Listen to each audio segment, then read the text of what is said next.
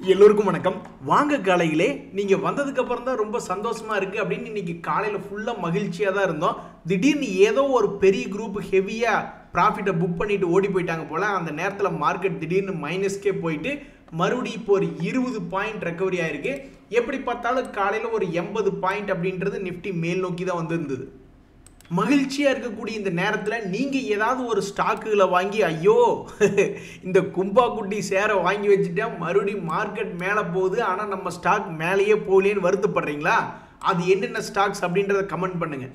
அதே மாதிரி நல்ல வேலை இந்த பங்குகள்லாம் வாங்கியிருந்தேன், மார்க்கெட் திரும்பி மேல் நோக்கி ஏறும் பொழுது நம்ம பங்கு ஒரு 10-20% அழகாக மேல் நோக்கி ஏறி வந்துட்டான் அப்படின்ற மாதிரி சந்தோஷப்பட்டீங்கன்னா அந்த பங்குகளையும் நீங்கள் கமெண்ட் பண்ணுங்க. நான் எதுக்கு கமெண்ட் பண்ணோம், நல்லா பண்ண மாட்டேன் அப்படின்னு சொன்னீங்கன்னு வச்சிங்களேன். அதாவது ஒரு தர்மம் என்ன சொல்லுதுன்னா, உனக்கு தெரிந்த தகவல்களை நீ கொடுத்தால் உனக்கு தெரியாத தகவல்கள் உன்னை தேடி வரும் அப்படின்ற மாதிரி சொல்லுது. ஸோ இது போன்ற தகவல்களை, எக்ஸ்பீரியன்ஸான தகவல்களை நீங்கள் பதிவிட்டீங்கன்னா அதை பார்த்து பல பேர் பயன்பெறுவார்கள். நண்பர்களே, மிக எளிமையாக ஏதாவது பணம் சம்பாதிக்கிறதுக்கு ஒரு வாய்ப்பு இருந்தது ஐபிஓக்களில். அப்பேற்பட்ட ஐபிஓக்களில் ஏதாவது வாய்ப்பு இருக்கான்னு போய் பார்க்குறேன். இப்போதைக்கு எதையும் காணோம். இனி இந்த சுரக்ஷா டயக்னாஸ்டிக் என்ன ரேட்டில் வந்து லிஸ்ட் ஆகுது அப்படின்றது தெரியல. அந்த சுரக்ஷா டயக்னாஸ்டிக்ஸ்னுடைய கிரே மார்க்கெட் பிரீமியம் பார்க்குறேன். அப்பப்பா பயங்கரம், இப்படி ஒரு அருமையான ஒரு கிரே மார்க்கெட் பிரீமியம் நம்ம இது வரைக்கும் பார்த்ததே இல்லை அப்படின்ற மாதிரி வெறும் 0.45% 100 ரூபாய்க்கு 45 பைசா அப்படின்ற மாதிரி கெயின் வரக்கூடிய வாய்ப்பு இருக்கிறதா காமிக்குது. இது நீ காமிச்சா என்ன, காமிக்கலனா என்ன அப்படின்ற மாதிரி தான் இந்த ஐபிஓக்கு அப்ளை பண்ணவங்களாம் யோசிச்சுக்கிட்டு இருப்பாங்க. நண்பர்களே, நம்மளுடைய மார்க்கெட் இதே மாதிரி மகிழ்ச்சியாக இன்னொரு 1000-2000 பாயிண்ட் நிஃப்டி ஏறணும் அப்படின்னா அடுத்து வரக்கூடிய முக்கியமான செய்திகள்லாம் நம்மளுக்கு ஃபேவராக நடக்கணும். இந்த வாரத்திலேயே ஆர்பிஐனுடைய எம்பிசி அவுட்கம் இருக்குது. அமெரிக்காவினுடைய யூஎஸ் ஃபெட் மீட்டிங் நம்மளுக்கு இனி தேவையில்லை. அவன் தான் சொல்லிட்டானே 0.25 0.5% குறைச்சிக்கிட்டே வருவான்னு அவன் கிளியராக இருக்கான். ஸோ நம்மளை பொறுத்த வரைக்கும் அது 1000 அல்லது 2000 பாயிண்ட் மூவ்மெண்ட்டுக்கு அதுக்குள்ளே சக்தி இல்லை. ஆனால் நம்மளுடைய ஆர்பிஐனுடைய எம்பிசி அவுட்கம் எப்படி இருக்குது அப்படின்றது ரொம்ப முக்கியம்.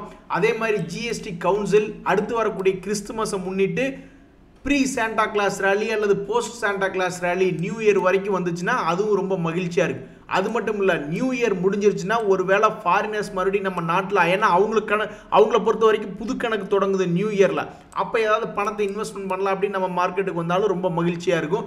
அதே மாதிரி Q2 ரிசல்ட் சும்மா விளையாட்டு போல் இந்த ஒரு மாதம் ஓடிடும். திடீர்னு நியூ இயர் முடிஞ்சு வந்தோம்னா Q2 ரிசல்ட்ஸ் வர ஆரம்பிச்சிடும். அதே மாதிரி ஜனவரி 20 அமெரிக்காவினுடைய புது பிரசிடென்ட் ட்ரம்ப் அவர்கள் பதவி ஏற்றுக்குவார். ஸோ மார்க்கெட் இப்போ ஆல்மோஸ்ட் இந்த ஒரு மாதத்தில் பார்க்கும்போது லோ லெவல்லேருந்து 1000 பாயிண்ட் மேல் நோக்கி ஏறி வந்துடுச்சு. இன்னொரு 1000 பாயிண்ட் அல்லது 2000 பாயிண்ட் மூவ்மெண்ட்டுக்கு இதுக்கு எல்லாத்துக்குமே இந்த 6 நியூஸ்க்கு சக்தி இருக்குது. அது நம்மளுக்கு பாசிட்டிவாக நடக்கட்டும்னு வேண்டிக்க வேண்டியது தான். இன்னைக்கு மார்க்கெட்டை பொறுத்த வரைக்கும் இப்போ வரைக்கும் 12% 10% ஏறி இருக்கக்கூடிய முன்னணி பங்குகள் யார் அப்படின்னு பார்த்தா இந்த ஹெச்இஜி நேற்று ஏறி இருந்தால் இன்றைக்கும் 12%. ஸ்டார் சிமெண்ட் சமீபத்தில் தான் சிமெண்ட் கம்பெனிகள்லாம் ஏற்றி விட்டாங்க. அதை தொடர்ந்து இப்போ இந்த ஸ்டார் சிமெண்ட் ஒரு 12%. ஸோ இன்றைக்கி ஒரு 10% ஏறின பங்குகள் அப்படின்னு பார்த்தா இந்த HEG, star cement, Wonderla holidays அது போன்ற கம்பெனிகள்லாம் 10% ஏறி இருக்கு. இறங்கியிருக்கு அப்படின்னு பார்த்தா எந்த ஸ்டாக்குமே காணோம். இனிமேல் புதுசாக இறங்கினா தான் உண்டு அப்படின்ற மாதிரி இன்னைக்கு மார்க்கெட்டில் ரொம்ப பாப்புலரான கம்பெனிகள் வெறும் 4%, 5% அந்த மாதிரி தான் இறங்கியிருக்கு. அதே மாதிரி ஸ்டாக் இண்டிசஸ் பொறுத்த வரைக்கும் எல்லாருமே ஃபார்மாஸ் பீஸ் அப்படி இப்படி எல்லாருமே கடந்த ஒரு வாரத்தில் மேல் நோக்கி ஏறி வந்துட்டாங்க. இந்த ஆட்டோ பீஸ் ஒன்று தான் இன்னுமே லோ லெவலில் ட்ரேட் ஆகிட்டு இருக்கு. அதுவும் மேலே வந்துருச்சுன்னா ரொம்ப மகிழ்ச்சியாக தான் இருக்கும். நண்பர்களே, ஒருத்தர் வந்து 10 லட்ச ரூபாய் 20 லட்ச ரூபாய்க்கு பொசிஷன் வச்சிருக்காரு. அவர் மனசில் ஒரு பயம் வந்துடுது, எங்காவது மார்க்கெட்டுக்கு இது ஒரு வேளை இறக்கி விட்டுருவாங்களோ. கடந்த ஒரு மாதத்தில் பார்க்கும்பொழுது 1000 பாயிண்ட் மேல் நோக்கி ஏறி வந்திருக்கு.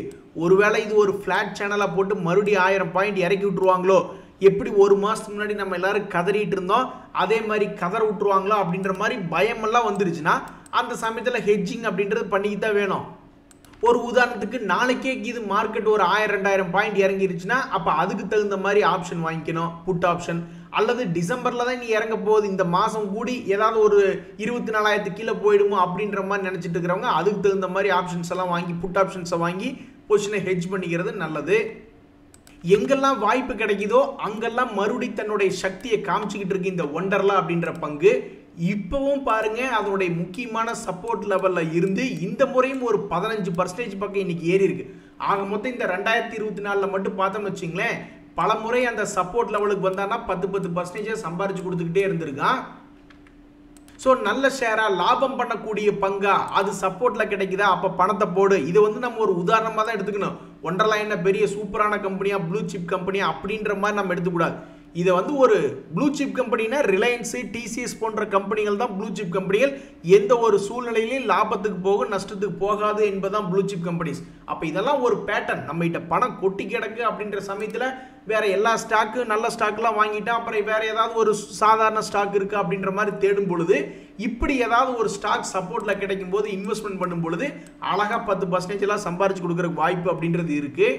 நண்பர்களே, நல்ல குவாலிட்டியான ஷேர் தான் இந்த பிஎல் அப்படின்ற ஷேர். சமீபத்தினுடைய லோல இருந்து ஆல்மோஸ்ட் 20% சம்பாரிச்சு கொடுத்துட்டான். இதே மாதிரி நல்ல குவாலிட்டியான பங்குகளும் சிலது இருக்கு. ஒரு உதாரணத்துக்கு இந்த பிஹெச்எலுக்கெல்லாம் ஆர்டர் புக் ரொம்ப அதிகமா இருக்கு அப்படின்றாங்க. அப்ப இந்த பிஎல் மாதிரியே இந்த ஷேர் தொடர்ந்து மேல் நோக்கி வருமா, ஒரு 250 ரூபாயிலிருந்து ஒரு 300 ரூபாய் வரைக்கும் ஏதாவது சம்பாரிச்சு கொடுக்குமா அப்படின்ற ஒரு எதிர்பார்ப்பு இந்த பிஹெச்எல் ஷேர் வச்சிருக்கிறவங்களுக்கு வந்திருக்கு. அதே மாதிரி பிஎல் மாதிரியே நல்லா ஸ்ட்ராங்கா எப்பவுமே ஓரளவுக்கு நல்லா பர்ஃபார்ம் பண்ணக்கூடிய ஷேர் அப்படின்னு பார்த்தா இந்த ஏபிபி ஷேரும் ஒண்ணுதான். அதே மாதிரி இந்த ஏபிபி ஷேர் இன்னொரு 20% தொடர்ந்து மேல் நோக்கி வருமா, 7600 ரூபாயிலிருந்து ஒரு 2 மாசம் கழிச்சு எடுத்து பார்க்குறோம். பொங்கல் சமயத்தில் இது ஒரு 8600 ரூபா வருமா, ஒரு ஷேருக்கு ஒரு 1000 ரூபாய் ஏறுமா அப்படின்ற மாதிரி அந்த முதலீட்டாளர்கள் பார்த்துக்கிட்டு இருக்காங்க. இந்த சமயத்தில் எவ்வளவு பிரச்சனைகள் வந்தாலும் சரி அதை தாண்டி மேல் நோக்கி வரக்கூடிய சக்தி இந்த ஜைடஸ் வெல்லுக்கு இருக்கு அப்படின்ற மாதிரி பார்க்க வேண்டியதா இருக்கு. சமீபத்தில் பாருங்க எவ்வளவு ஒரு பெரிய வீழ்ச்சி, 2500 ரூபாயிலிருந்து நேராக கொண்டே 1700 ரூபாயில் உட்கார வச்சுட்டாங்க. அதுக்கப்புறம் ஒவ்வொரு 200 டேஸ் மூவிங் ஆவரேஜ் ஆகட்டும், 50 டேஸ் மூவிங் ஆவரேஜ் ஆகட்டும், ரெண்டையும் தாண்டி மேல் நோக்கி வரக்கே முயற்சி பண்றான். அதே மாதிரி 2100 ரூபாயிலிருந்து 2500 வரைக்கும் போகுமா, ஒரு 20% ஏறுமா அப்படின்ற எதிர்பார்ப்பு வருது. பாவம் சமீபத்தில் தான் மூஞ்சில சேர் பூச்சி விட்ட மாதிரி பாவம் இந்த ஷேர் ரொம்பவுமே கீழே விழுந்து கிடந்தது. ஹொனாசா அப்படின்ற ஷேர் எவ்வளவு பெரிய சரிவுன்னு நீங்க நினைக்கிறீங்க, மிகப்பெரிய சரிவு. ஆல்மோஸ்ட் 60% கீழே இறங்கின பங்கு இப்ப போய் எடுத்து பார்த்தா ரொம்ப சந்தோஷமா சிரிச்சு பேசிக்கிட்டு இருக்கு. என்னையா அப்படின்னு பார்த்தா இன்னைக்கு ஒரு 7% ஏறி இருந்தது, நேத்தும் அந்த ஸ்டாக் ஏறி இருந்தது. ஆக மொத்தம் கடைசி ஒரு 5 நாள்ல பார்க்கும்போது ஆல்மோஸ்ட் 12% ஏறிடுச்சு. ஸோ 60% பக்கம் கீழே இறங்கின பங்கு திரும்பி ஒரு 12% ஏறி கொஞ்சம் மகிழ்ச்சியை கொடுத்துருக்கு. நண்பர்களே, ஒருத்தர் பத்தி என்ன ஒரு தகவல்கள் வந்தாலும், எந்த ஒரு ஷேரை பத்தி என்ன தகவல்கள் வந்தாலும், ஒரு உதாரணத்துக்கு அவங்களுடைய பிஸ்னஸே நடக்கிற மாதிரி தெரியல, அவங்க ஸ்டோர்ஸை க்ளோஸ் பண்ணிட்டு இருக்காங்க, அப்படி இப்படின்னு என்ன சொன்னாலும் முதல்ல ஸ்டாக் மார்க்கெட்ல நம்ம போய் பார்க்க வேண்டியது அவனுடைய P&L பர்ஃபார்மன்ஸ் எப்படி. ஒரு உதாரணத்துக்கு இந்த மெட்பிளஸ்னுடைய P&L பர்ஃபார்மன்ஸ் இருக்கு அப்படின்னு போய் பார்த்தோம்னா அது கொஞ்சம் ஏர்முகமாக தான் இருக்கு கடந்த 3 வருடங்களா. அப்ப இந்த கம்பெனி மேபி மேல் நோக்கி வரலாம் அப்படின்றதான கருத்து. அந்த வகையில் 52 வீக் லோ பக்கத்தில் இருந்த பங்கு இப்போ 52 வீக் ஹை அப்படின்ற மாதிரி வந்திருக்கு. எனக்கு நல்லா ஞாபகம் இருக்கு, இந்த மெட்பிளஸ் அப்படின்ற ஷேர் கீழே உருட்டிக்கிட்டே இருந்தா இந்த 650 ரூபா ரேஞ்சில் இன்னைக்கு போய் எடுத்து பார்த்தா 850 ரூபாயில ட்ரேட் ஆகிட்டு இருக்கு. ஸோ எந்த ஒரு ஷேருக்கும் நம்மளுடைய பர்சனல் அபிப்பிராயம் அப்படின்றது வேற, ஆனால் அந்த ஸ்டாக் P&L பண்ணுறானா இல்லையா அப்படின்றது வேற. ஸோ அந்த வகையில் P&L என்ன பண்ணுறான் அப்படின்றதா ஃபர்ஸ்ட் பேராமீட்டரை பார்க்கணும். நண்பர்களே, இந்த சமயத்தில் ஒரு 2 பங்குகள், அதில் ஒரு பங்குகள் இருக்கிறதுலே தரத்தட்டி கிடந்து திரும்ப முடியுமா அப்படின்ற மாதிரி பார்த்துக்கிட்டு இருக்கான்.